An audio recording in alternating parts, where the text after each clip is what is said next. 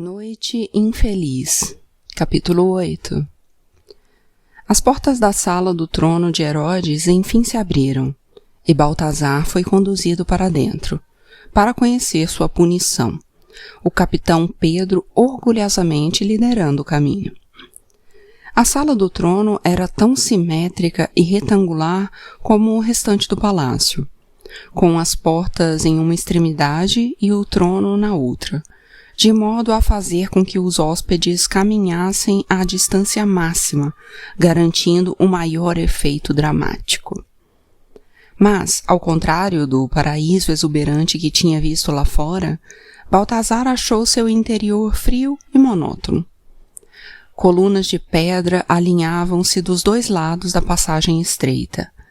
A luz do dia penetrava o cômodo, filtrada pelas janelas atrás das colunas e pela abertura quadrada no centro do telhado, a 12 metros de altura. À noite, as tochas e as lamparinas instaladas ao longo da sala forneciam bastante luz e calor, embora Baltazar imaginasse que Herodes não passasse muito tempo ali depois do anoitecer. E por que o faria?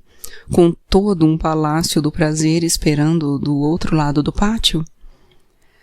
Ao se aproximarem do trono, Baltazar viu, à sua direita, escravos limpando apressadamente uma mesa tombada no chão com os cálices e pratos caídos. E, ao se parabenizar em silêncio por ter adivinhado corretamente do que se tratava, de fato, de uma mesa jogada no chão, seus olhos se voltaram para o trono em si e para a figura largada nele. Baltazar tinha visto muitas coisas terríveis ao longo de seus 26 anos, mas nada do que vira o havia preparado para o seu primeiro vislumbre de Herodes, o Grande. Diziam que o rei passara anos doente. Ele não se aventurava mais entre pessoas. Não aparecia mais para supervisionar seus projetos de construção e deles se vangloriar. Mesmo o luxuoso camarote privativo em seu amado teatro estava vazio havia longos anos. Alguns especulavam que estava morto, que seus filhos partilhavam o poder em segredo, usando o temido nome do pai em vantagem própria. Mas Herodes estava vivo, se é que se podia usar tal termo. Estava debruçado para a frente, a coluna torcida. Seus olhos estavam amarelados, os dentes escurecidos, a pele clara coberta de feridas abertas.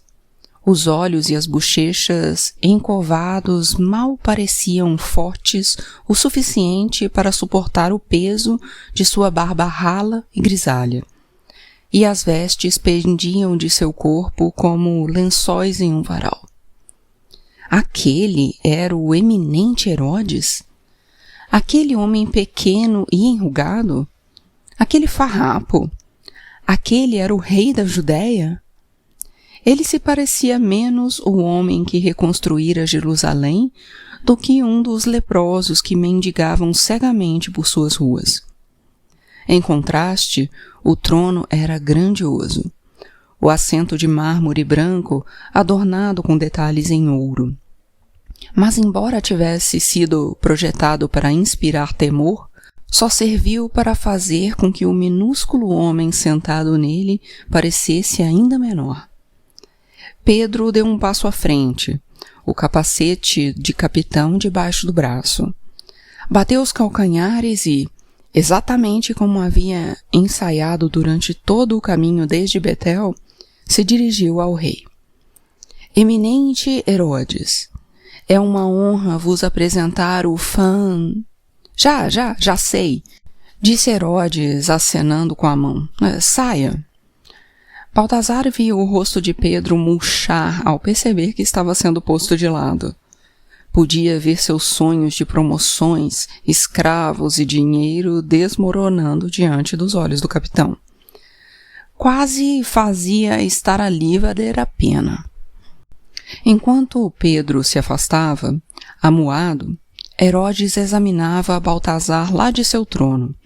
Estudava-o com seus olhos amarelos. No entendimento de Baltazar, homens de poder ou eram cães ou gatos. Os cães eram simples, diretos. Se você prejudicasse um cão, ele latia, enfiava os dentes em você e o sacudia até matá-lo. Mas gatos eram astutos. Gatos gostavam de brincar com a presa antes de comê-la. O fantasma da Antioquia, exclamou Herodes, abrindo os braços e descendo do trono. Que honra recebê-lo em meu humilde palácio. É um gato. Herodes continuou descendo os degraus até chegar perto o suficiente para colocar a mão no ombro de Baltazar. Tão próximo que Baltazar podia sentir o cheiro da decadência emanando dele. A podridão de fungos e furúnculos, o fedor da morte. De repente, Baltazar teve uma visão de Herodes perambulando à noite até seu harém, encostando sua carne nua e doente na de suas concubinas, impondo sua própria decadência a meninas 4 vezes mais novas do que ele. Quase vomitou de novo. Estamos aqui, afinal, os 2 homens mais famosos de toda a Judéia. Baltazar permaneceu olhando para a frente, não para Herodes, não para além dele, mas através dele. Assim como se recusara a dar às tropas a satisfação de vê-los se contorcer, não estava disposto a dar ao rei deles a satisfação de uma resposta, mesmo que estivesse um tanto lisonjeado de ter sua fama comparada à de Herodes. No entanto, até que ponto um homem pode ser famoso se não tiver sequer um nome? Herodes deu um passo para trás e admirou sua presa por um momento. Por favor, disse ele, preciso saber o nome verdadeiro do homem que vem ocupando tanto meu tempo há tantos anos, cuja alcunha admito ter muitas vezes amaldiçoado nesta exata câmara. Nem uma palavra de Baltazar, nem mesmo um tremor de seus lábios rachados. Certo, disse Herodes após alguns momentos de silêncio. Bem, acho que um homem tem o direito de levar consigo algo para o túmulo. Herodes recuou e começou a andar de um lado para o outro, para o alívio das narinas de Baltazar.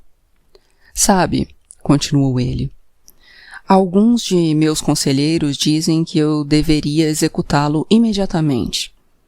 Agora, nessa mesma sala. Dizem-me que uma execução pública é algo muito arriscado, que você tem muitos admiradores entre as pessoas. Baltazar não podia conter uma pontinha de orgulho. As pessoas adoram uma celebridade. Mas eu disse que não. Vocês superestimam o povo, falei, pois a única coisa que as pessoas amam mais do que um bandido é vê-lo ser punido. Infelizmente, Baltazar suspeitou de que ele estivesse certo, mas não disse nada. Amanhã você vai ter a execução que merece. A morte horrível e excruciante que está me implorando para lhe dar há anos. E, apesar do que meus conselheiros pensam, posso dizer com absoluta certeza de que seu sofrimento vai agradar o povo da Judéia quase tanto quanto vai agradar a mim. Não, é perfeito demais, eu preciso falar. Você quer dizer quase tanto quanto vai agradar aos seus senhores romanos. Um silêncio cobriu a sala.